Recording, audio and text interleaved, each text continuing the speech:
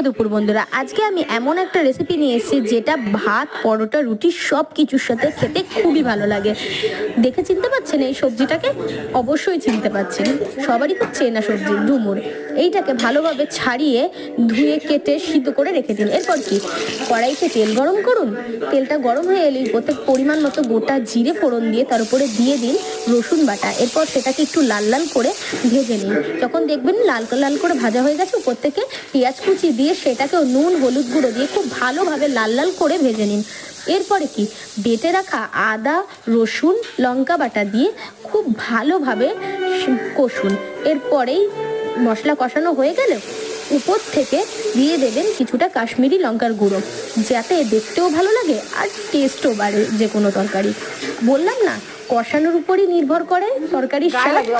এইটা ভীষণ একটা মেন প্রসেস, আর এইটাকে কিন্তু পুরোপুরি লো ফ্লেমেই করতে হবে, না হাই ফ্লেমে না মিডিয়ামে। অবশ্যই একটু বাড়িয়ে বাড়িয়ে করতে পারেন। এরপর কি, কড়াইতে সব মশলা থেকে তেল ছেড়ে আসলে সিদ্ধ করে রাখা আলু ও ডুমুরটাকে দিয়ে আরও 5-10 মিনিট কষে নিন।